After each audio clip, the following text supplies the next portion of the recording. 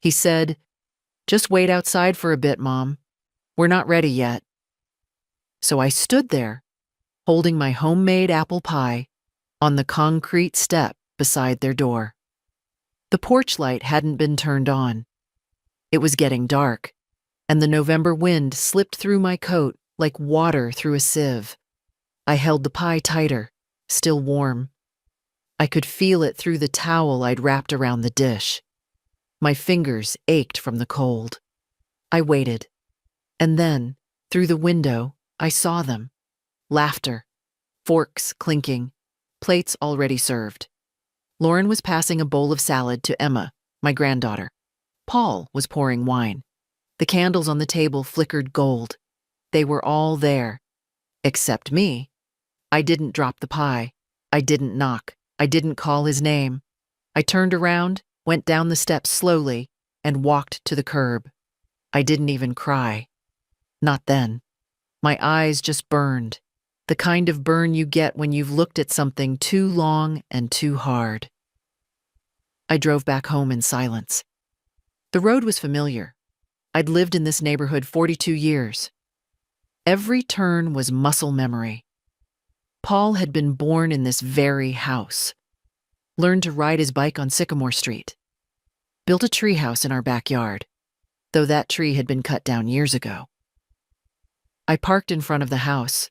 It looked smaller now, as if each year without George had shaved off a little more of its sturdiness. The porch steps sagged slightly. One of the gutters was hanging loose again. I'd asked Paul to help fix it last spring, and he'd said, "Sure, next weekend." That was 8 months ago. Inside, the house smelled of cinnamon and old wood. I put the pie down on the counter. The towel was damp with steam. I unwrapped it carefully, like a bandage, and placed the dish on the stovetop. It was a good pie, my best in months. I stood there in the kitchen, not moving, not thinking, just letting the silence press against me. Then, slowly, I went to the hallway and took off my coat. My hands were trembling now, not from cold, from knowing, really knowing. He hadn't forgotten. It wasn't a mistake. I hadn't misheard. He'd told me to wait outside, because he didn't want me inside. I sat down in the living room, the same beige armchair George used to fall asleep in during football games. I leaned my head back and stared at the ceiling. Why? That was the question that kept echoing, like a loose window rattling in a storm. Why would your own son ask you to wait outside while he celebrates with his family? Why would he hide you? I'd raised him alone after George passed, paid for his school, skipped meals some months so he could join that summer science program, sold my wedding ring to help with his first car down payment. He never knew that part. And when he met Lauren, I was the one who helped them with their mortgage, their wedding, the baby's crib. And now, this. I stood up, walked to the side table and opened the drawer. The phone lay there, old, scratched. I scrolled to Paul's name, stared at it. I didn't call. I couldn't. What would I say? Why didn't you let me in, son? And what if he said something like, "It wasn't personal, Mom," or worse, "We thought you'd be uncomfortable." As if my presence was a complication to be managed. Instead, I opened the bottom drawer where I kept receipts and records. I didn't know what I was looking for. Maybe proof that I existed in their life.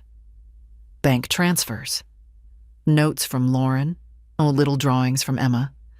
Something to anchor me. What I found was the receipt from their roof repair. $5,000. Paid in full by me. And the thank you text from Paul. "You're a lifesaver, Mom. Don't know what we'd do without you." That was 3 years ago.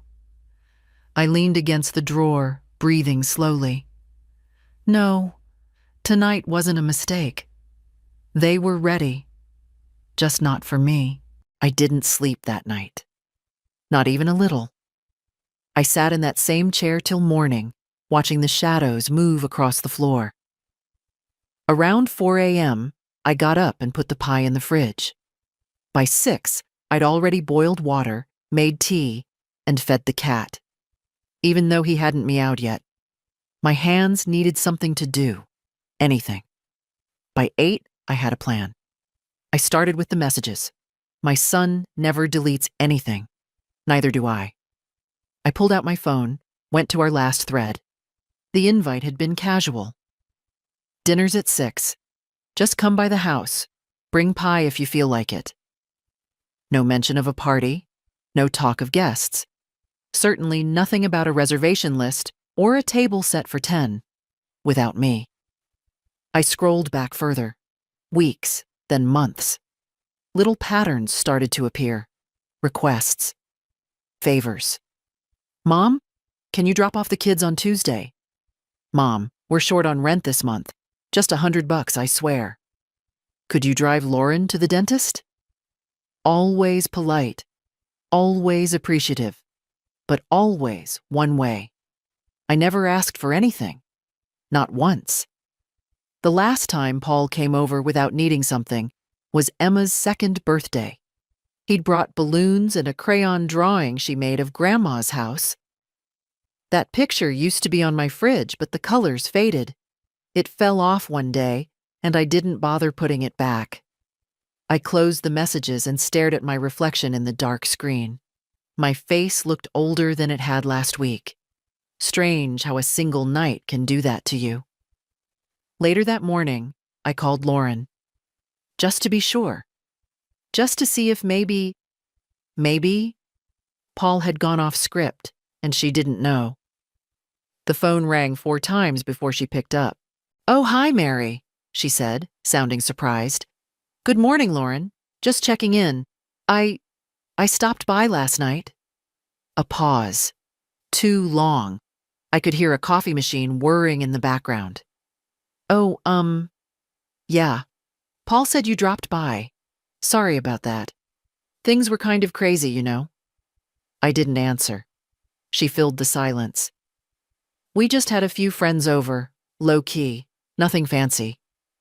"Looked nice," I said flatly. "Through the window, I mean." She laughed awkwardly. "Yeah, I guess it did get a little festive."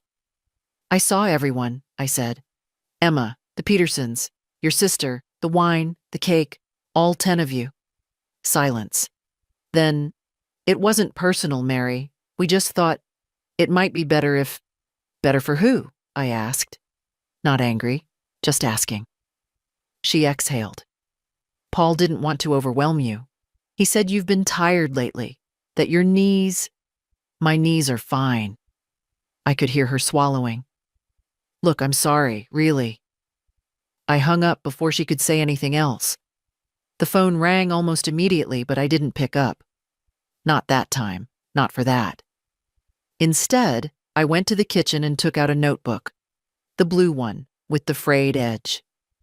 I've used it for years to track bills, medication schedules, birthdays. But that morning, I used it for something else. I wrote down every dollar I'd given Paul in the last 10 years. I started with the house. When they were short on the down payment, I pulled from George's life insurance. Then came the car. When Lauren's broke down. Then the braces for Emma. The school fundraiser. The broken furnace. The trip to Tahoe. The new mattress. The emergency vet bill for their dog. The list took 6 pages. I added it up. Carefully. Twice. $74,380. I underlined the number, then closed the book. I wasn't angry. Not yet. Just awake. People will take what you give. It's not cruelty, always. Sometimes it's habit. But one day when you stop giving, you find out what they really think of you. That day had come. I spent the next day in silence. Not the kind that comes from peace, but the kind that falls over a house when every room holds a question you don't want to answer. I didn't turn on the radio. Didn't check the mail. Just moved slowly from room to room, noticing everything I'd once overlooked. The crack in the hallway tile, the picture frames slightly crooked, the armrest of George's recliner, worn smooth from years of his hand. That chair hadn't been sat in since he passed. I kept meaning to give it away, but something in me couldn't. It was the last thing in this house that still felt like him. Mid-morning, I called my bank. "Good morning, this is Chase National," said the young woman, too cheerful for my mood. "How can I help you? I'd like to cancel the automatic transfers on my account." "All of them." She paused. "All of them?" "Yes, the ones marked to Paul G. and Lauren T. Thornley." She asked for my verification details. I gave them. Then I waited as she clicked through whatever screens she needed to. "I see 4 recurring transfers," she said. "1 for mortgage assistance, 1 for private school tuition, and 2 for miscellaneous payments." "I want them all stopped," I said. "Immediately?" "Yes, and I want a printed statement of the last 3 years mailed to me." There was another pause. "Yes, ma'am. Is there anything else I can do for you today?" "No," I said. "You've done more than enough." I hung up. My hands were shaking, but not from doubt. From adrenaline. I went into my bedroom, opened the drawer where I kept all my old documents. The manila envelopes marked legal, insurance, wills. I hadn't looked at George's will in years. He'd written it simple and straight, left everything to me. "I trust your judgment, Mary," he'd said at the time, his voice soft but certain. "You'll know what to do when the time comes." Back then, I thought he meant the practical things, taxes, plumbing, property. Now I understood. He meant the hard things, the things you can't fix with a wrench or a checkbook. I put the will aside and took out my own. It was outdated. Last revised in 2009. It named Paul as the primary executor and beneficiary. Emma was listed too, but only in a small clause. Lauren wasn't mentioned. Back then I thought that was generous, simple. Now it felt careless. I called Mr. Langston, my attorney. "Mary, it's been a while." "Yes," I said. "But I think it's time we updated a few things." He didn't ask questions, just gave me an appointment for Monday morning. I hung up and let myself breathe for the first time in 2 days. Later that afternoon, the phone rang. I didn't check the caller ID. I knew who it was. "Mom," Paul said, trying to sound casual. "I heard you spoke to Lauren." "Yes. She's upset." "I imagine she is." There was silence on the line. Then, "You're not answering your messages." I didn't think there was anything left to say. He sighed. "Look, I know it didn't look great, but we weren't trying to hurt you. You just didn't want me there. That's not fair. You told me to wait outside." He hesitated. "You came too early." "Paul," I said, my voice flat. There was a toast. Candles. The cake had already been cut. More silence. I waited. He didn't deny it. "You could have just told me," I said, "that you didn't want me there, that I wasn't part of the celebration." "That's not what it was," he said, but the words had no weight. "It was complicated. You've been tired. You said your hip's been acting up. We didn't want to stress you." I didn't answer. Finally, he added, "We were going to come by this weekend. Bring you leftovers." Emma made a card. A pause. He was waiting for gratitude, for forgiveness, for me to say, "That's sweet of her." But I didn't. "Don't bother," I said quietly. "I already cleaned out the fridge." I hung up. It felt like cutting a rope, one I'd been gripping for years, one I didn't realize was choking me. The office smelled like lemon polish and old books. Mr. Langston hadn't changed much. His hair had thinned, his belly rounded slightly. but his eyes were just as sharp as ever. When he stood to greet me, he did it with the kind of formality you don't see often anymore, as if my arrival actually mattered. "Mary," he said warmly, "it's good to see you." "And you," I replied, meaning it. He gestured for me to sit, then closed the door behind us. No interruptions. That was one of the things I appreciated about him. He always made space, no matter how small the matter. I handed him my old will. "It needs revising." He took it without comment, slipping on his glasses and skimming the contents. Then, looking over the frames, he asked, "Do you know what you want to change?" "I want Paul removed as executor," I said. "And beneficiary?" He nodded slowly. "Understood. Do you want to name someone else?" "My granddaughter, Emma. She's still young, but I trust her more than I trust her parents." He didn't blink, just reached for a clean sheet of paper and began writing. "And the house?" "It stays in a trust. In my name. No transfers. No co-signing. No power of attorney." His pen scratched across the paper like a verdict. "And the savings?" "I'd like to leave a small scholarship fund in George's name for local students, kids with single mothers." He glanced up, eyebrows raised. "That's generous." "It's justice," I said. "George believed in hard work. So did I. It shouldn't go to people who only remember me when their car breaks down." He smiled faintly, and I felt the warmth of being seen. It took over an hour to finalize everything. He walked me through the paperwork carefully, like always, making sure I understood every clause. When I signed the last document, he slid it into a folder and said, "You've just drawn a new line, Mary." "I know." "Feels good, doesn't it?" I nodded. "It doesn't hurt." I left his office lighter than I'd felt in weeks. The sun was shining low, throwing long shadows across the pavement. I stopped at the bakery on the way home, not out of habit, but because I wanted to. Bought myself a single slice of cherry pie, George's favorite. Back home, I sat on the porch and ate it with a plastic fork. The air was cold but clean. I watched the neighborhood, the dogs barking, the kids coming back from school, the mailman waving as he passed. And for the first time in a long while, I felt like the house was mine again. Not something I was guarding for others, not a storage unit for their memories, but mine. That evening, I turned off my phone. Let them wonder. The first call came Tuesday evening. I didn't recognize the number, but I answered anyway. Old habit. "Mom?" Paul. His voice was tight, like a man trying to sound calm with a fist clenched in his pocket. "I heard you changed your will." "I did," I said, plain and simple. A pause. "Without telling me?" "It's my will, Paul.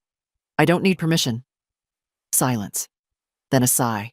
Not of sadness, of calculation. "Look," he said, "if this is about Friday, it's not just about Friday." He hesitated. "You're upset. That's understandable. But maybe we should talk before making rash decisions."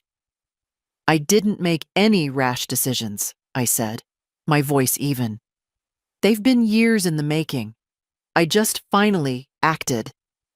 Another pause. "You're being dramatic." That made me laugh. Not loudly, not with humor, just a dry, quiet sound. "No, Paul. Dramatic would have been me showing up at your dinner party and flipping the cake onto the carpet." "Mom, I sat outside your house holding a pie I made for your family while you raised a glass without me. That's not drama. That's clarity." His tone shifted, trying to soften.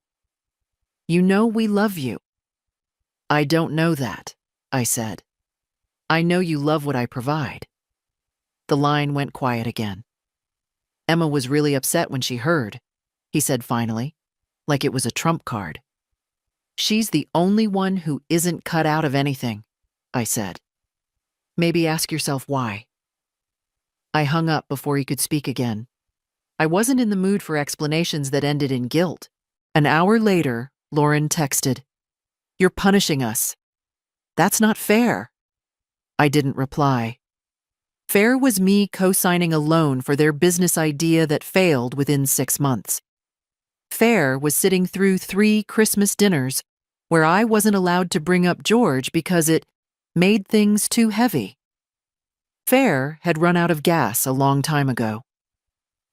The next day, Thea, my neighbor's daughter, came over to bring me some tomatoes from their garden.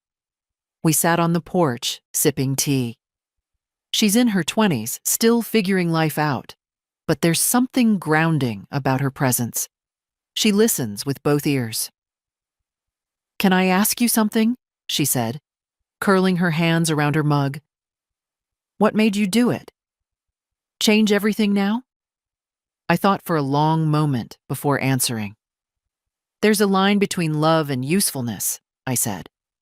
"And when you start feeling like a utility, not a person, it's time to reevaluate." She nodded slowly. "Sounds lonely." "Sometimes it is," I admitted. "But being surrounded by people who only see your worth in what you give, that's lonelier." She was quiet for a while, then said, "My mom always says dignity's not loud. It just doesn't bend." I smiled. She's right. That evening, I found Emma's card in the mailbox. No return address, just her handwriting. Inside was a drawing, a tiny house with flowers, a big sun, and a gray-haired woman sitting on the porch with a pie on her lap. Underneath, in her teenage cursive, "I saw you, Grandma. I wanted you there." No apology, no plea, just presence. I pressed the card to my chest and exhaled. Monday morning came with rain. The sky was low and sullen, and the gutters overflowed again. That same one Paul never fixed. I didn't rush. I made my tea, buttered some toast, fed Jasper the cat. I wasn't going to let this new chapter begin in a hurry.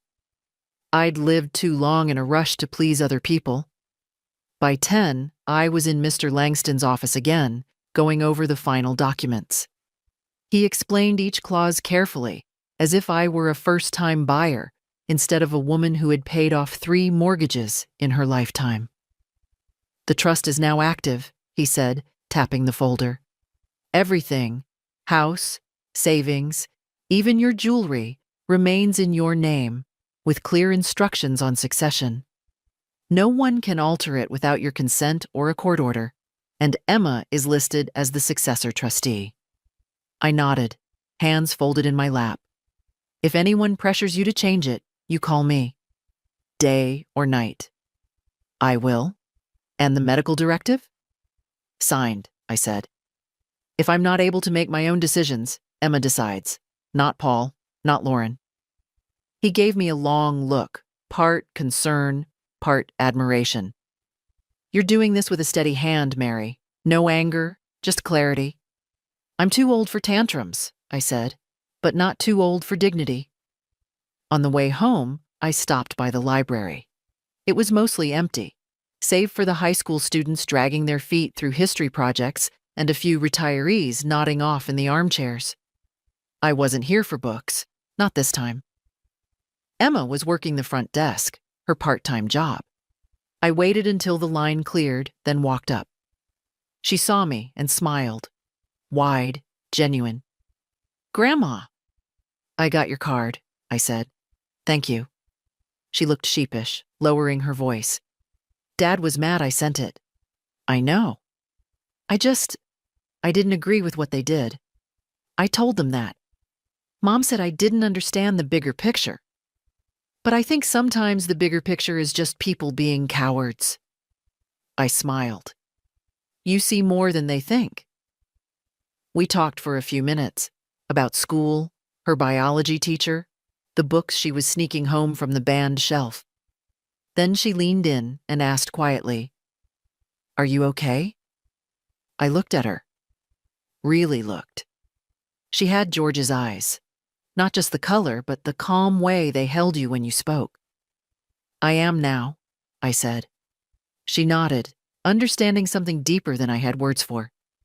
If you ever need anything, really anything, call me first. Before Dad. I will. Before I left, I slipped a small envelope into her palm. Inside was a note. You are the only one I trust to hold the key. One day this house will be yours. Not for what you've done, but for who you are. She read it there at the counter, eyes welling. But she didn't cry. She just nodded. Okay, she whispered. When I stepped back into the rain, it didn't feel so heavy. Emma came by that Saturday with a bag of groceries and no announcement. She just showed up, her hoodie soaked from the rain, hair pulled into a messy bun. When I opened the door, she lifted the bag like it was an offering. Grandma, she said, you didn't have milk, and I know you hate going out when it's wet. I let her in without a word. Some things don't need thanking, not right away. We put the groceries away together. She knew where everything went. That alone said something. She'd been watching, paying attention. When the kitchen was quiet again, she sat down at the table and looked at me. Really looked. Can I ask you something? She said. I nodded. Why now? Her voice wasn't demanding, just curious. Why not 5 years ago? Or 10? I sat down across from her and folded my hands. Because I still believed I mattered to them, that one day they'd see me again, not as an obligation, not as a resource, but as a person, a mother. She was quiet for a while, then said, I think they do see you, but only through the lens of what you've always been. Reliable. Always there. Always fixing things. It's hard to imagine you doing anything else. That's the problem, I said. They don't imagine. They just expect. Emma chewed on her lip, thinking. I remember once. I asked Dad where your bedroom was in our old house, and he laughed and said, wherever the bills are kept. I didn't get it then, but I do now. That stung more than I expected. Not because it was cruel, but because it sounded so casual. Like that's just who I was to him. A ledger, a line of credit. Do you think I did something wrong? I asked her quietly. She shook her head. I think you did too much right.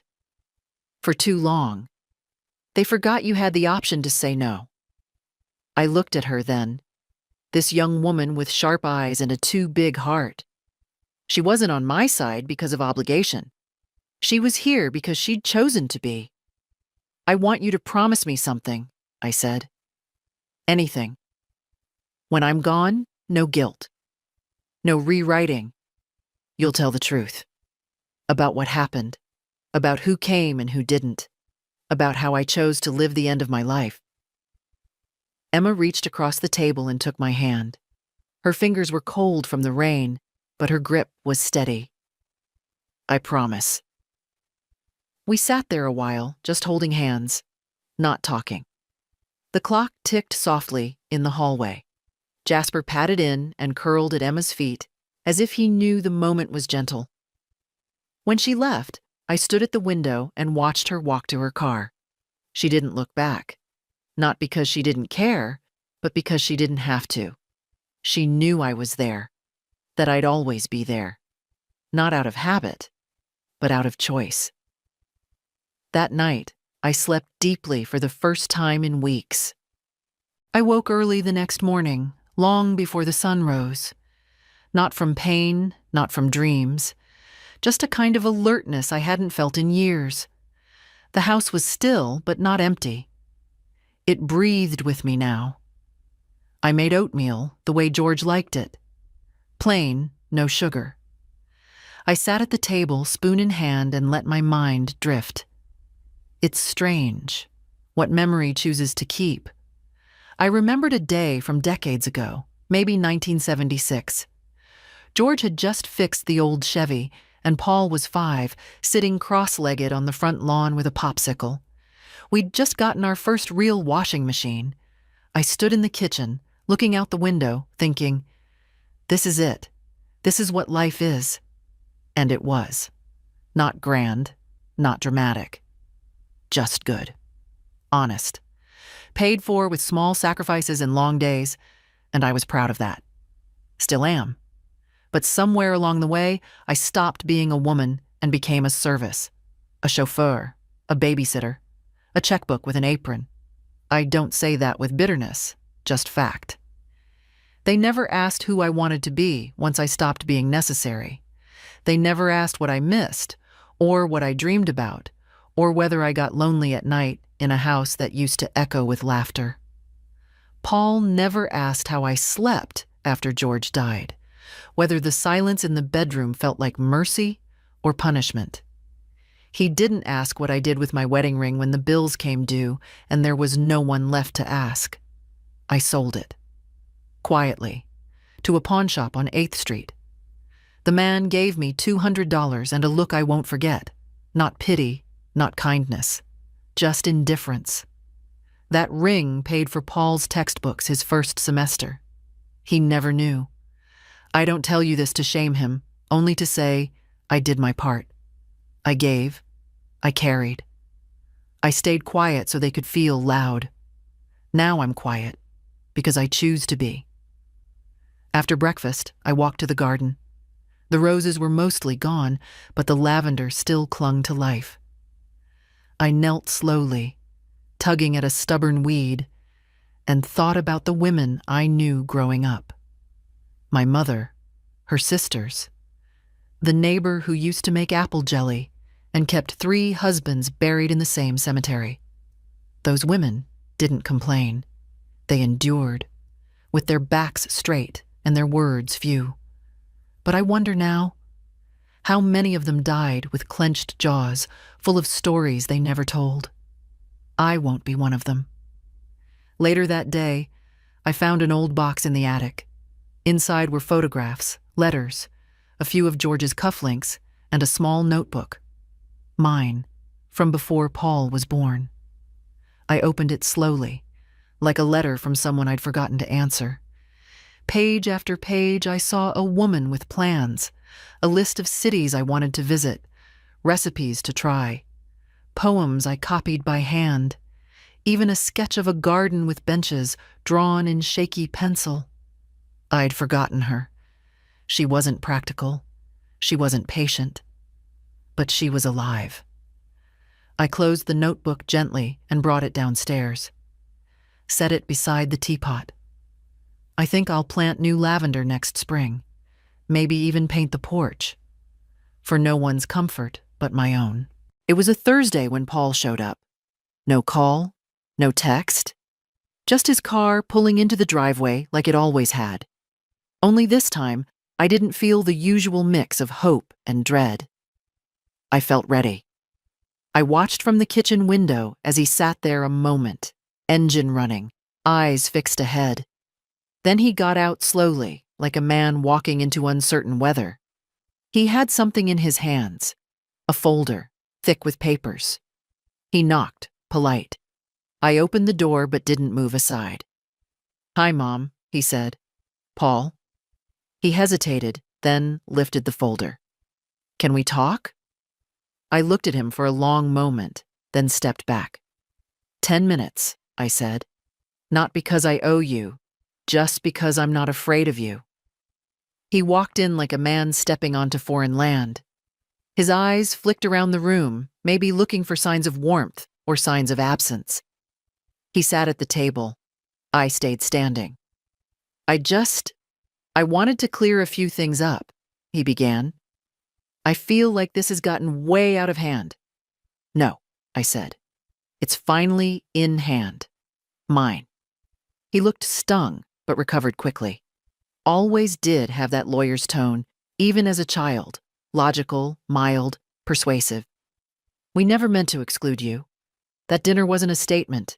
It was last minute." I said nothing. He shifted.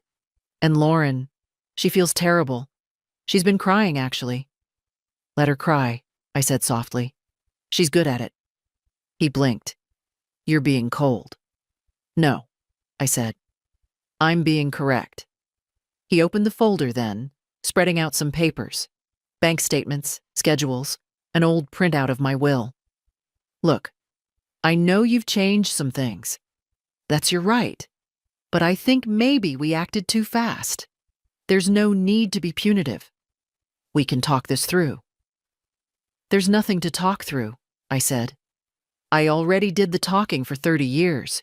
You just didn't hear it. He frowned. What are you trying to prove? That I'm still here, I said. That I see what's real. That I won't let my last years be spent waiting outside like a delivery. He looked genuinely hurt then, but not in a way that made me soften. In a way that showed me he still didn't get it. I've given you everything, I said. Not just money, time, silence. My good name when you needed a cosigner. My Sundays when you needed a sitter. My pride when you needed help and couldn't bear to ask out loud. He rubbed his face, eyes suddenly older than I remembered. So that's it? He said. You're cutting us off? No, I said. I'm cutting myself loose. He looked down at the folder, then gathered the papers back into it, slow and clumsy. You always said family was everything, he muttered. And I meant it, I said, but not at the cost of myself. He stood, folder under one arm. I wish you'd told me sooner. I did, I said. You just didn't hear it through the sound of your own needs. He didn't hug me. He didn't cry. He didn't even say goodbye. He just left. And for the first time in a long time, I didn't feel abandoned. I felt chosen. By myself. 2 days later, I had lunch with Lorraine. We'd known each other since the 70s.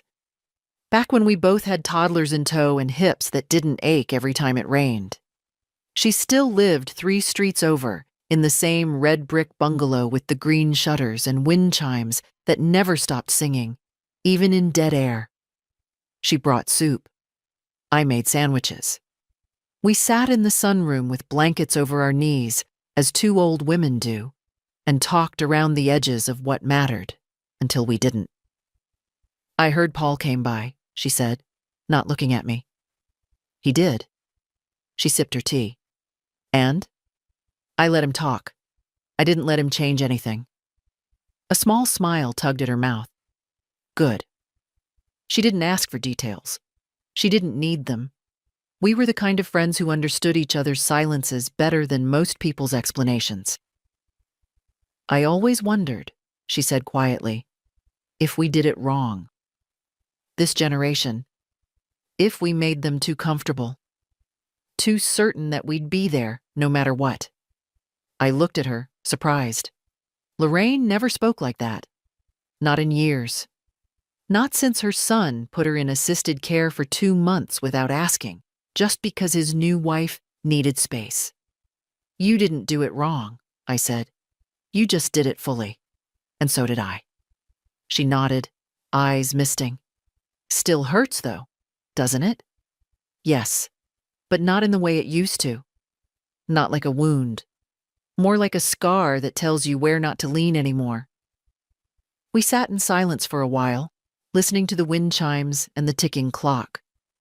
Then she said, You know what's wild? They think we're fragile. But we're the ones who survived everything. I smiled. We are the storm, not the roof. She laughed, a deep, warm sound. And for a moment we were 30 again, sharing crackers on the back porch, swatting away toddlers and mosquitoes.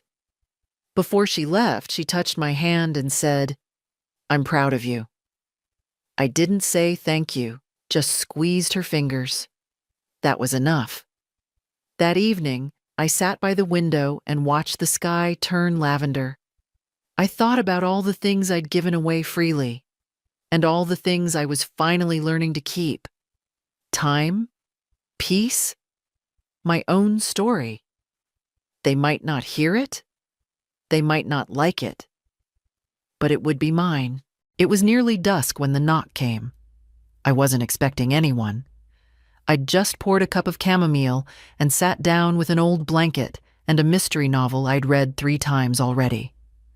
I moved slowly to the door, not with dread, just with a calm sort of resignation. I knew.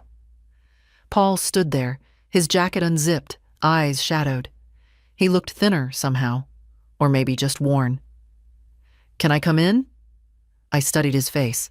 There was no folder in his hands this time, no arguments ready behind his teeth. "All right," I said, "but just for a moment."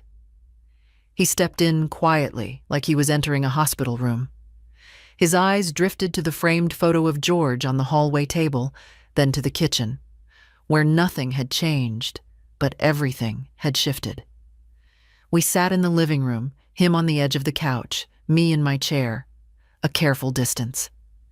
"I didn't come to fight," he said. "That's good," I replied. "I'm all out of reasons to." He nodded slowly, ran a hand through his hair. "We're in trouble," he said. I didn't say anything. The business is folding, Lauren's cousin backed out of the funding, and we're months behind. There's debt. A lot of it. Still, I stayed quiet. He was testing the air, seeing where sympathy might rise. "And the mortgage," he continued. "We refinanced last year. Not that we told you. It's worse now. If we lose the house..." His voice cracked. Not in drama, in shame. "We'll have nowhere to go." I sipped my tea. It had cooled. "Why are you telling me this, Paul?" He looked up, eyes rimmed red. "Because I don't know who else to tell." I waited. He swallowed. "I know we've made mistakes. I know I have. And I know we took advantage of your kindness. I just..." He paused. The words wouldn't come easily to him. He'd spent too many years using charm instead of truth. "I thought you'd always be there," he said finally. "And then you weren't." I looked at him, this man I'd raised, this boy I once wrapped in towels after bath time, whose fevered forehead I once pressed against my cheek. "I was always there," I said. "Even when I shouldn't have been. And now I'm here, just not for your version of me." He blinked. "What does that mean?" "It means I will listen. I will care. But I will not pay. Not anymore." He looked down at his hands, gripping his knees. "But what do we do?" he asked, and for the first time in years he sounded small. "You figure it out," I said. "Like I did. Like millions do. You don't need saving, Paul. You need to change." A long silence settled between us. "I was scared to come," he said. "I believe that. I thought you'd slam the door in my face." I thought about it. He let out a small, brittle laugh. "Emma said you wouldn't." My heart stirred at her name. "Emma sees more than either of us." He nodded. "She told me she's spending her next paycheck fixing the gutter here. Said it's not right you have to climb a ladder." "She's already more of a daughter than I ever had a son," I said, not cruelly, just truthfully. He winced, but he didn't argue. "I'll go," he said, standing. I wanted to tell you, we're not okay." I stood too, walked him to the door. When his hand touched the knob, I said quietly, "Paul?" He turned. "You don't have to be perfect. You just have to be honest." He nodded. Didn't say goodbye. Just left. I watched him walk to his car. He moved like a man who'd finally stopped pretending to float. I sat in the kitchen long after he left. The tea was cold. The clock ticked softly, marking time I wasn't spending chasing after anyone. I looked at the chair where Paul had sat, shoulders hunched, voice stripped of charm, and I felt something unexpected. Not anger, not triumph. Grief. Not for what I'd lost, but for what never really existed the way I thought it did. For the fantasy I'd built in the shape of a son who would return one day with thanks and recognition instead of debt and apology. The ache of letting that go was quiet, but deep. I stood up, poured the tea down the sink, and went to the back porch. The sky was darkening. Rain again, probably. I pulled my cardigan tighter and sat down, staring out at the half-dead lavender and the empty bird feeder. Then I thought of the bank account. There was still enough in there to help them. Not save them, I couldn't do that. But enough to buy time. Enough to stop a foreclosure. Maybe even keep the lights on while they figured things out. My fingers itched toward the checkbook, and then stopped. I sat with that feeling, the reflex to fix, to soothe, to rescue, and I watched it like a guest I didn't quite trust. How many times had I done this? Paid? Not because I believed in their choices, but because I couldn't bear their fear? Because I thought love meant always saying yes? But that wasn't love. That was guilt dressed in generosity. That was fear of being left out. Again. No more. I stood up, walked back into the house, and opened the drawer where the checkbook lived. Then I closed it. Instead, I wrote a letter. To Paul. I believe you when you say things are hard. I believe you didn't come here for money. Not only anyway. And I want to believe this is the start of something better. But I need you to do the work. On your own. The kind of work that doesn't come with a check attached. I have loved you beyond measure. I still do. But that love will no longer look like sacrifice. You are not alone. But you are responsible. That's what adulthood means. That's what I gave you. The right to stand on your own 2 feet. Use it. Mom. I sealed the envelope, left it on the table. I'd give it to Emma next time she visited. I trusted her to decide the right moment to hand it over. That night I slept with the windows open. The wind was strong, but not violent. It moved through the house like something being aired out, and for once I didn't worry about who might need me tomorrow. I had finally remembered what I needed today. The invitation came 3 days later. A cream-colored envelope tucked into the mailbox like it belonged there. No stamp, no address. Just my name, written in Paul's handwriting. Careful, too careful. Inside, a single card. Dinner. Saturday, 6 p.m. Just us. No guests, no surprises. We'd like to try again. Paul and Lauren. No explanation, no guilt, no demand. Just a quiet knock at the door, dressed as paper. I placed the card on the table and stared at it for a long time. I thought about the last time I stood at their doorstep, about the pie cooling in my hands, about the light from the windows, warm, full of people I thought were mine, about the sound of laughter I wasn't invited to. It wasn't fear I felt now, it was clarity. So I called Emma. She picked up on the second ring. Hey, Grandma. I got an invitation. A pause. I figured they might try something. It's different this time. Is it? I'm going, I said, but on one condition. Name it. You drive me, and you walk me to the door. She didn't hesitate. Done. Saturday came soft and gray. Emma arrived early. She wore a simple dress and no makeup, just clean, steady eyes. The car ride was quiet, but not heavy. When we pulled into Paul's driveway, I saw the porch light was already on, the curtains drawn back, the door slightly open. We got out together. At the steps, I touched Emma's arm. Wait here. She nodded, hands folded in front of her like someone ready to speak at a memorial. I walked up the steps slowly. My knees ached. My back complained. But I moved like someone who had paid for every inch of ground beneath her feet. Paul opened the door before I could knock. He didn't smile. Neither did I. Inside, the table was set for 3. Just 3. No candles, no guests. The plates were plain, the wine unopened. It smelled like roasted chicken, not showy, just food. Lauren stood behind her chair, wringing a napkin. Paul gestured to mine. Please. I sat. They did too. For a moment, we just breathed, the kind of silence that comes before a verdict. Then Paul spoke. We wanted to say thank you for coming. I nodded once. Lauren cleared her throat. We know we hurt you, and we know sorry doesn't fix everything. No, I said. It doesn't. But we mean it, Paul added.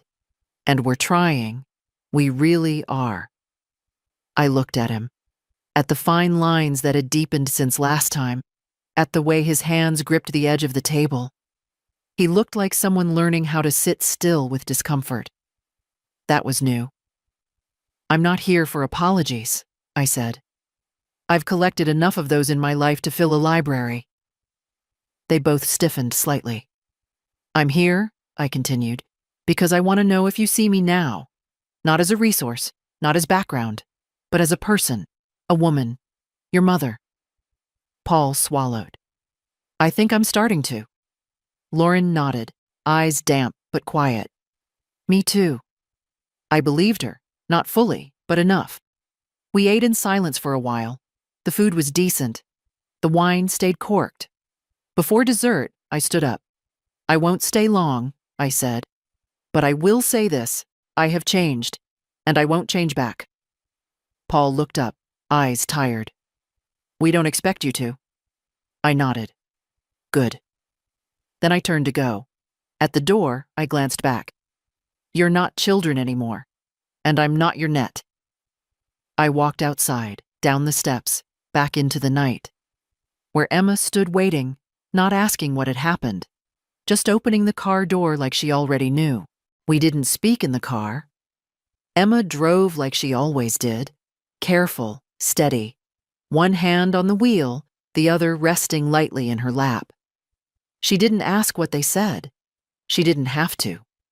The headlights swept across familiar houses, quiet lawns, and mailboxes painted with birds. I watched them pass one by one and thought, this is the road I've always taken.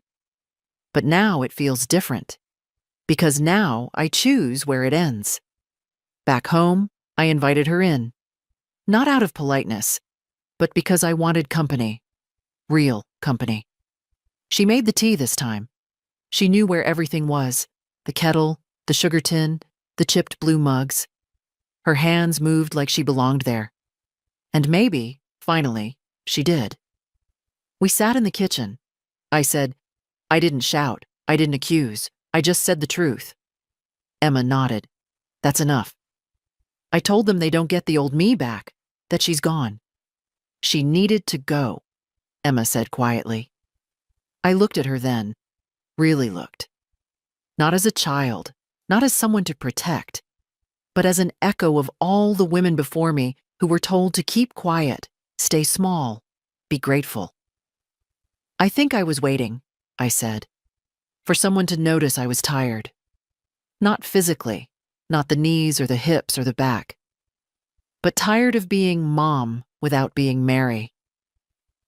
Emma leaned forward, elbows on the table. They noticed, but they liked it better when you didn't speak up. That landed like a stone in still water, sharp, heavy, honest. I let it happen, I said. I trained them, really. Every time I said yes when I meant no. Every time I bit my tongue instead of speaking.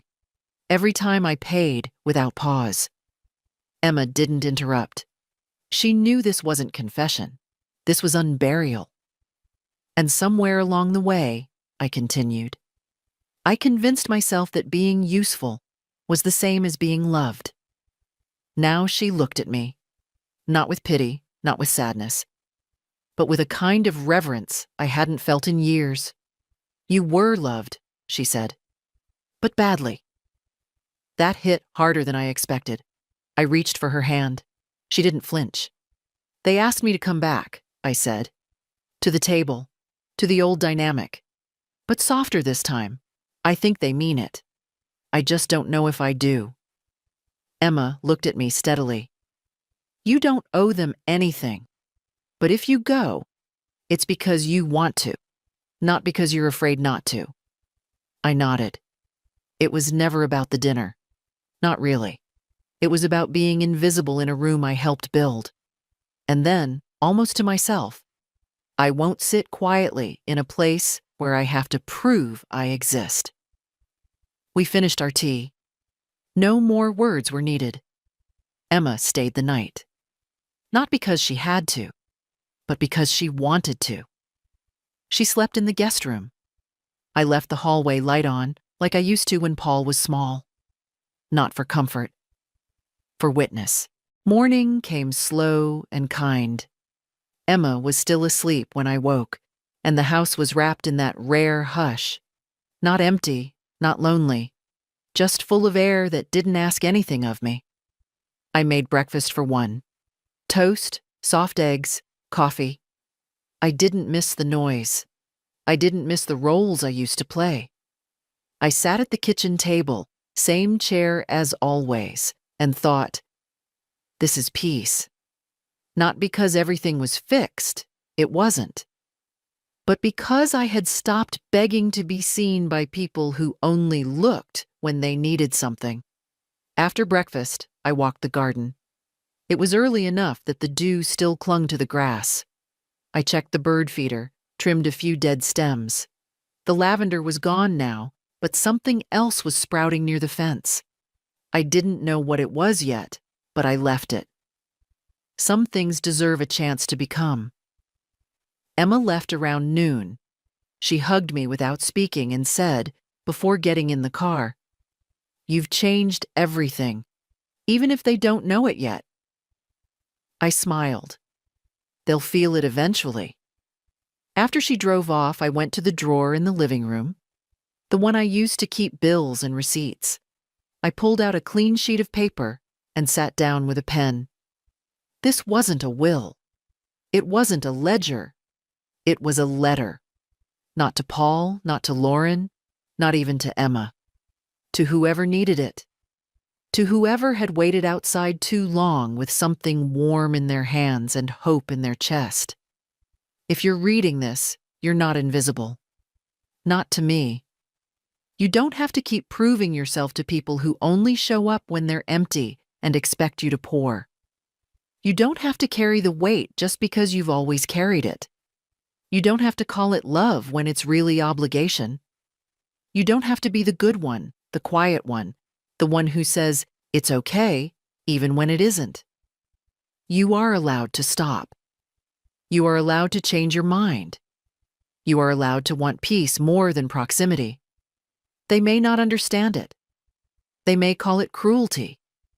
They may tell stories where you are the villain because they lost access, not because they lost you. Let them. You don't owe anyone your erasure. And if you're standing outside someone's door holding something you made with care and they don't open, leave it on the step, then walk away. You were never just the pie. You were always the guest. If this letter feels true to you, sign your name below. Not for them, for yourself. Sign it with your quiet, with your no, with your first full breath in years. And if it helps you breathe a little deeper, leave a comment. Share it. Pass it on. Let someone else know. We're not waiting outside anymore.